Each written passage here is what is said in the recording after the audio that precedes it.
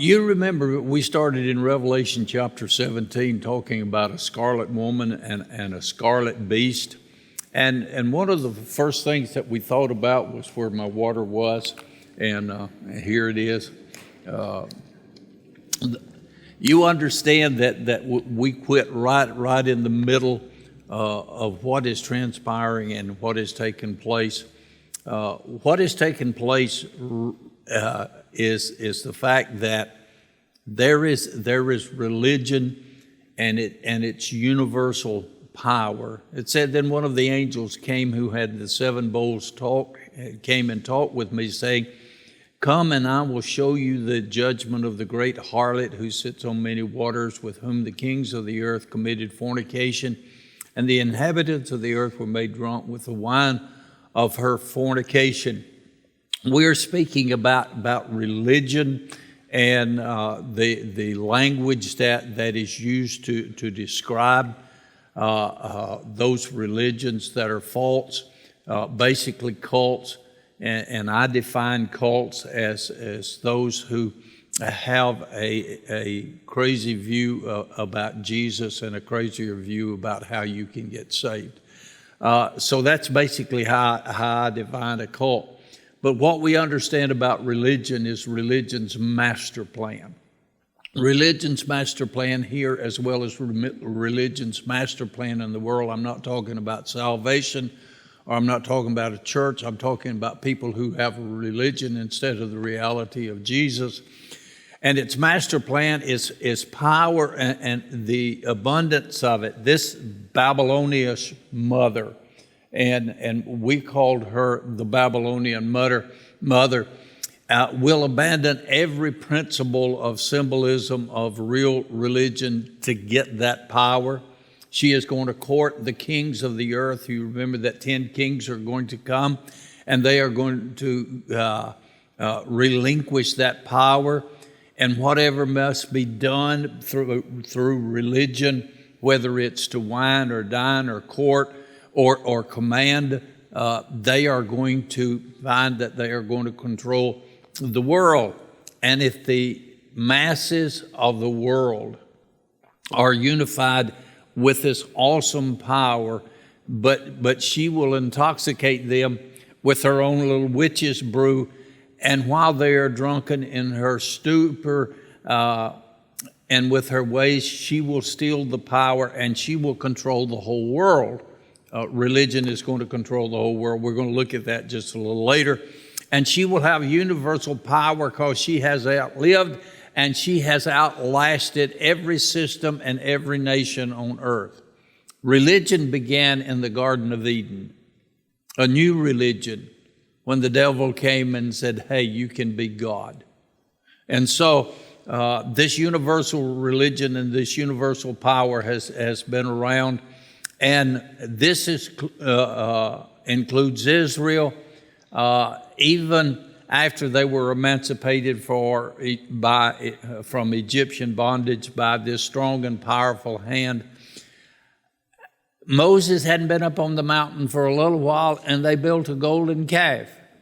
And they said, let's do this. When they got to the Jordan River and Moses was going to die and not get across there, he said, I'm going to let Joshua, son of Nun, be the leader and carry them across, but it's not going to make any difference what I've done for them. They're still going to fall into idolatry and worship and do all these things. And sure enough, the minute Joshua died, they got Othniel to start leading them. And after he died, they just went crazy. And for 13 successive judges, they would fall into sin and idolatry, and God would let the pagan world come in and capture them.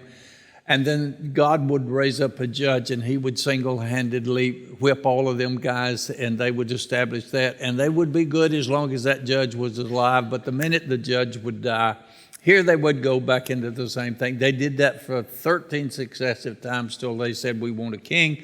And they got a king, and they got King Saul. And God told them, said, when you get him, you ain't not going to get anybody that's worth anything. And that's the way it turned out. So this is the way people are.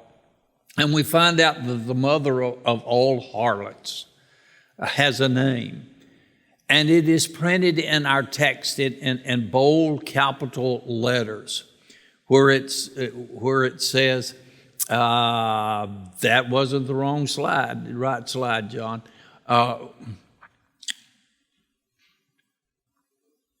Well, I don't have that slide. That's all right. You didn't want to see it anyway. And so her name is Babylon. Babylon is significant. And it says in verse number 9 and verse number 18 of this 7th chapter that her home is in the city of 7 hills. This is the way it talked about Rome. She is identified prophetically with Rome. She is an apostate religious system linked with Rome, but she's far older than that. She has history in the time of Constantinople, a Roman leader who wedded Christianity to the ancient mistress of Babylon, Constantine, not Constantinople. And it is from Babylon that Nimrod, there in Genesis chapter 11, and his Jezebel of a wife began their migration from across the globe, and to Babylon they are going to return. And so we find out that this mystery religion is going to be linked with a city of 7 hills, which is Rome, and there is going to be the stronghold of her power. Now, when we think of Rome and we think of religion, first thing that comes to mind is Catholicism. So we're going to talk about Rome's religion at the time of the writing, when John is doing this at the end of the 1st century.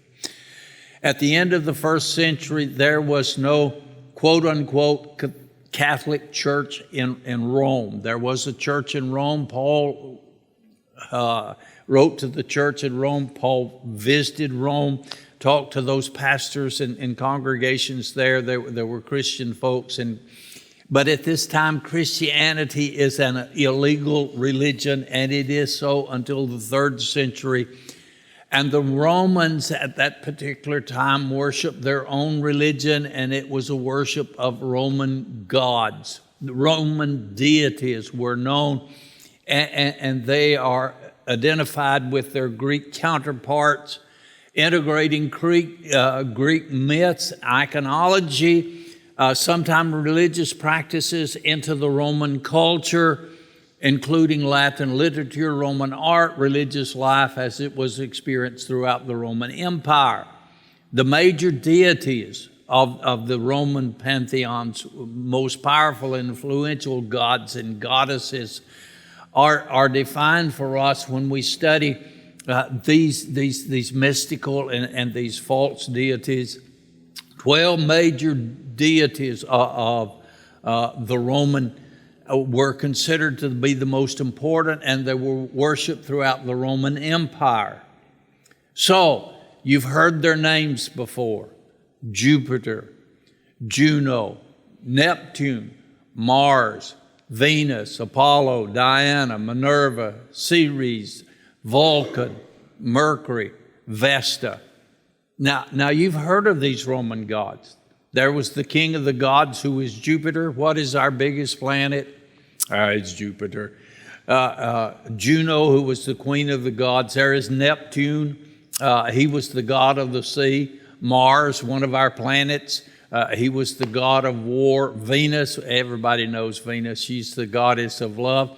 Venus, by the way, is where we get the word venereal disease. You got it. I didn't say that. Then there is Vulcan, god of fire. He sits up there on the mountain. Ain't got no clothes on, but he's up there. Then there's Mercury, one of our smallest planets. It's the god of commerce and travel and Vesta. She's the goddess of health. You notice that intermingled with these gods. You're going to find Juno, who is the queen of the gods. Venus, who is the goddess of love. Diana, who is the goddess of the hunt, Minerva, who is the goddess of wisdom. Why they think women are smarter than men, I don't know, but it just happens to be true. And so she is the goddess of wisdom. Vesta is the goddess of the earth. And here is 12 of them, and we got 1, 2, 3, 4, 5, 6 of those 12 goddesses are women. And there is something about that. But you're going to notice that Jupiter, Neptune, Mars, Venus, and Mercury are the names of our planet. So we find that they are still here. You find out that our calendar, our days of the week, Thursday, that's the Thor god. He's the one with the big hammer. We find out that they all got drug into here. So Christianity was an illegal religion, but it changed in the 3rd century. Constantine, who was a Roman general in the 3rd century, saw a vision of a fiery red cross on the eve of one of the great battles that we were going to have. It was the Battle of Melvin Bridge, who was going to make him the master of the Roman world at that time. And this was a battle that was taking place. And so he became the master. He won the battle, became the master as well as the monster of the world. He legalized Christianity. And he took the cross as a symbol and won the battle and got complete control of the known world. And then he imposed Christianity as the state religion in his empire of the world, which he said, forget about all of those other gods. Christianity is the religion. And he had political clout and he had spiritual clout. And so he wedded those two together, religion and politics. And the symbol of religion changed with Constantine. It was, while it was a legal religion, if you wanted to come up to a fella and you ask him, are you saved? Are you a Christian? You didn't do that openly and publicly. You just made a little sign like this in the dirt. If he was, he made a little sign like that in the dirt, and it was the fish. And that was the symbol of Christianity. And you can still see some places where the fish is identified with Christianity. But when Constantine came, what today is their symbol of Christianity? It's the cross. And that's what he saw. And so thus began the power of the Roman church. And what we're seeing in the Revelation is like acetates of the body. When people start studying anatomy, one of the things that they use, that they still use it today, is they start with an acetate, a clear piece of plastic, a sheet, and they draw a skeleton on that. The next acetate that they have that they overlay with that, they may put muscles on that of the body, the flesh. Then they'll take the other acetate and they'll put all the nerves of the body on that. Then they'll take the next acetate and they'll put all the blood vessels in the body. And on and on and on. And when you look at it from the top, you see a complete body with all of the functions of the body in that. And if you want to study the nerves, you just flip up the acetate and you look at, and there it is. It's printed out. If you want to look at all the blood vessels, you look at this acetate and do that. But if you have them all together, looking at it like that, then you're seeing the whole body as it is. This is the book of the Revelation. That what you look at, sometimes as you look at this page, and it's a part of the whole, and you fold them all together, and it comes out to be the book of the Revelation. We have been looking at the four horsemen of the apocalypse that carried us through the book of the Revelation. You look at the four seals, you see the judgment of God. You turn around and you look at the seven seals, and then you see seven trumpets on another acetate. You see seven vials on another acetate. And now you're taking, and you're going back on another acetate, and you're going to see at the end of the judgment of the seven vials, there was Armageddon, there was the end of it, there was the time that Jesus was going to come, and he's going to figure it out. But he's not going to get here to chapter 19 till we see that acetate where we're going to put it on top of this, and we're going to be able to see all of it. Now what is happening, we're going back, we're looking at how all of this conglomeration of stuff got together before it ever ended. And so we're going to talk about religion's part and religion's plan in doing all of this. And so it is going to show all of the happenings that takes place during the Revelation when this woman, and she's called a harlot. Some translations use prostitutes and other crazy sexual names for it, and I won't use the one the King James Version uses because it's a little nasty.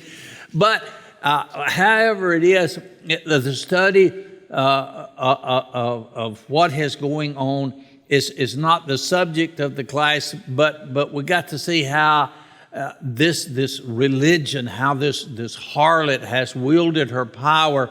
And so we see in the Dark Ages, especially in the days of the Catholic Church. What does Catholic mean? Catholic means universal, or something that overshadows all of this. And so we see the Crusades. And the Crusades were in the Middle Ages, and then there were the Inquisitions that gave her solid control. So let me explain the Crusades if I can. The Crusades were a series, and I think there was 8 of those, campaign organized by popes and Christian Western powers to take Jerusalem and the Holy Land back away from the Muslim control, and then to defend those gains. And there were 8 major official crusades between 1095 and 1270, and I don't think any of us were alive during that period of time. But there were those crusades where the Pope said, we need to go and we need to get Jerusalem, and we need to get the Holy Land back away from Muslim control. And so they did that. They made all these campaigns, and they did all that. And in the defense of Christianity and faith, warriors were promised by the Pope that you had bought remission of sins and you had a fast track to heaven if you would volunteer to go and fight in those campaigns. It didn't say anything about if you trust Jesus as your Savior, you're going to get to go to heaven. No, we're going to give you an absolute. Yeah, they're going to absolve your sins, and you don't have to go to purgatory. You go straight into heaven if you'll go fight on the Crusades. And we find out that the Crusades had tremendous consequences for those that were involved. There were a bunch of them died. They destroyed stuff. They had hardships that the war caused. But it had significant political effects in the fact that the Pope became the de facto leaders of the Christian church, which means he was the head chief in charge. And so after that, there came the Inquisitions. And the Inquisitions where they wanted to root out the heretics. What was a heretic? A heretic was someone that did not believe the cardinal truths as was presented by the Catholic Church of that day.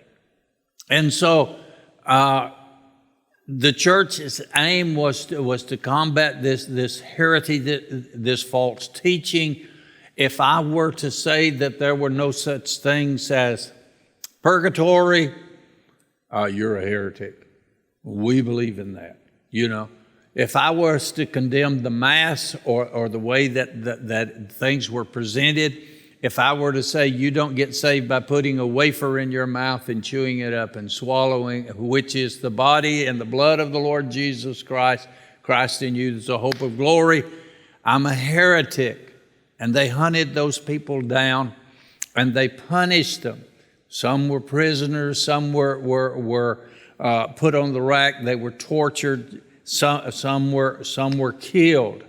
And so we find out that the power of the papacy is seen as it gained political power, and it made kings of nations stand out in the snow barefooted in order that the Pope, who had taken away their right to be a part of their religious system. And basically, they had excommunicated whole countries. The whole country of England comes to mind when the Pope excommunicated it because the king would not do what the Pope said. So that meant that all of the little kids could not be blessed. That meant if they died in infancy,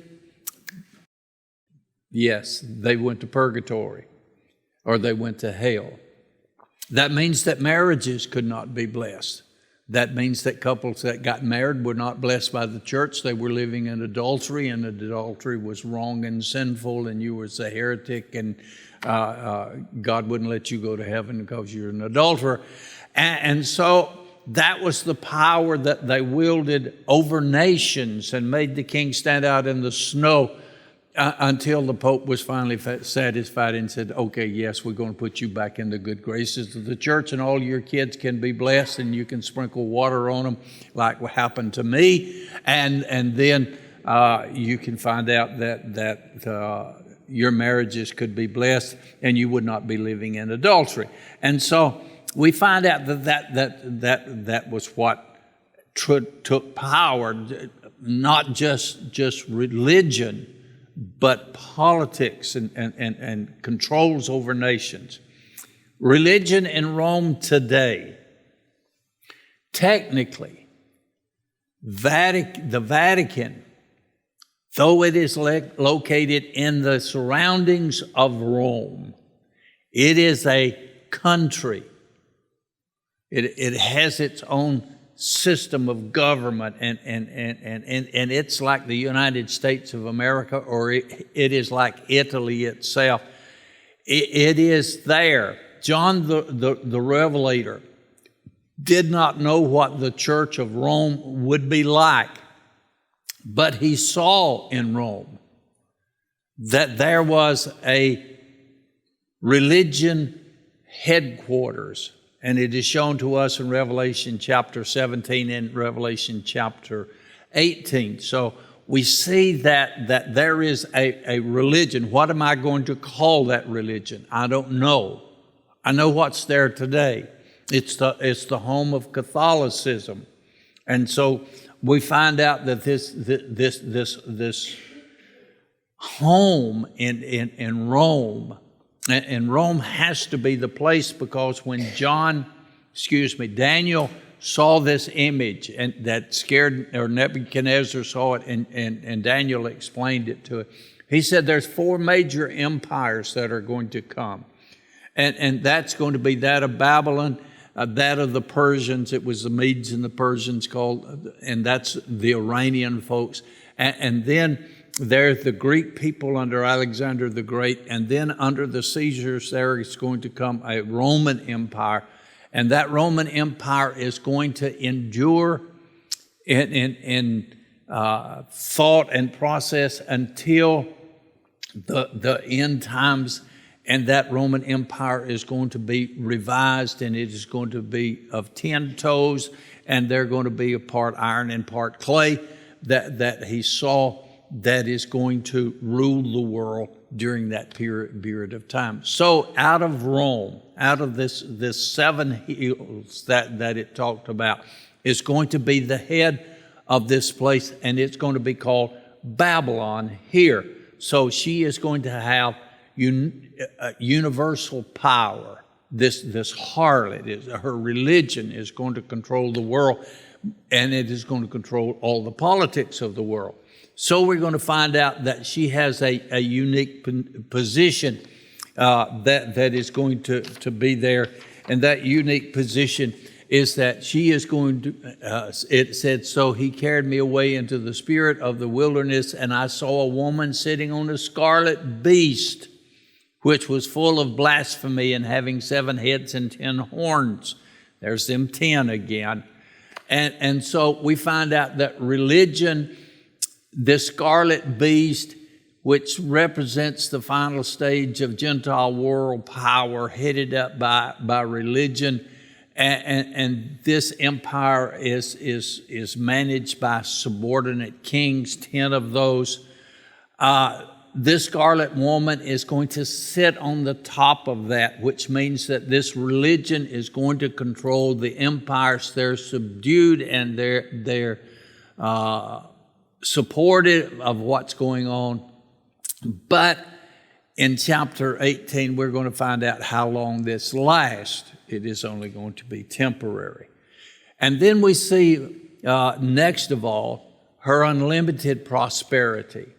Religion that is controlling the world. It is shown in the first part of verse 4 where it says that this woman was arrayed in purple and scarlet and adorned with gold and precious stones and pearls, having in her hand a golden cup. It speaks of the prosperity. She has rich clothing and she has in her hand a golden cup, and she is wealthy. We find out that religions and finances, yeah, somebody said that. Ooh, yeah, it's big. At one time, the Roman Church's wealth in the United States of America was $34 billion. And you think of religion and you think of wealth, you find out that they're wedded together too. The Roman Church is involved in transportation, hotels, real estate. Her total wealth is estimated at $70 billion. I remember the story that I read one time about Thomas Aquinas. If you're like Dr. Willie here, you know Thomas, but if you don't, that's all right. He was a young monk, and he came by the door of the treasury of the Catholic, and they were counting money, and one of them said, "Silver and gold have I none." It's no longer a thing with the Roman Church. And Thomas Aquinas spoke up and said, yes, and no longer can we say in the name of Jesus, rise up and walk. We find out that finances and money are their big thing. Most of the assets are liquid and they're deposited in American banks and are protected by us and by a small army of financial experts who are Jesuit priests. So we see that there was during this time, and will be during the Revelation, a time then she will control the wealth of the world. And her coffers are not just from patron saints. There are shadowy figures of the underworld that are there.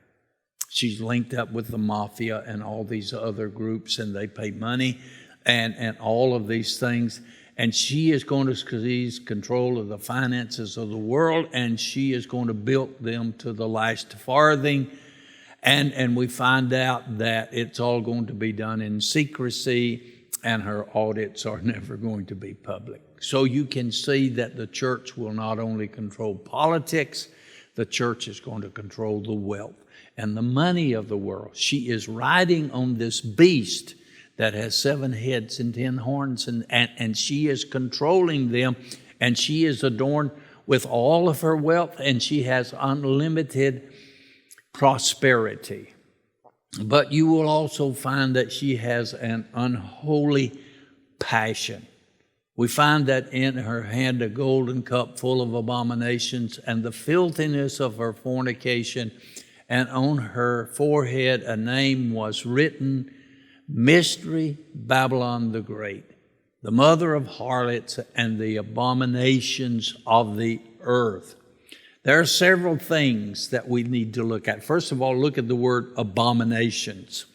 In the scriptures, that's connected with idolatry. There is a connection with her religion and idolatrous practices, worship of idols. Idolatrous worship is never far removed from all kinds of immorality. False religions in that day had female goddesses that went along with the male counterparts. There were female goddesses of Baal of the Canaanites where the Jewish people were lived, and they built Asherah poles, and they were called the prophets of the grove. Asherah, Ashtoreth, and Asherim were the fertility goddesses, the mother of Baal, whose worship was concentrated in Syria and in Canaan, and the wooden objects that represented her. And they went around building these can I say totem poles, and you'll understand what I say. This is the female goddess that they worshiped. And in 2 Kings chapter 23, verse number 4, it's one of the places where when they worship her, and the king commanded Hilkiah, the high priest, the priest of the second order, and the doorkeepers to bring out of the temple of the Lord all of the articles that were made for Baal, for Asherah, and for all the host of heaven, and burn them outside Jerusalem in the fields of Kidron, and carried their ashes to Bethel. Now, what had happened to Israel? Israel had quit worshiping God, and they started worshiping Baal, mainly Asherah, the female goddess, the mother of Baal. And they brought all of the things, when they quit worshiping God, into that temple of the Lord, and they began to worship her there. And it said, her and all the host of heaven. And so all of the host of darkness, and they brought those things out, and they burned those. These were the gods of the fertilities of that day. But there were gods of fertilities of the Romans and of the Greeks, and of the 4,000 plus religions in the world. Almost all of them have a female goddess that is worshiped. And what goes along with that? There were temples dedicated to these sexual goddesses, and there in these temples, there was an order of prostitution.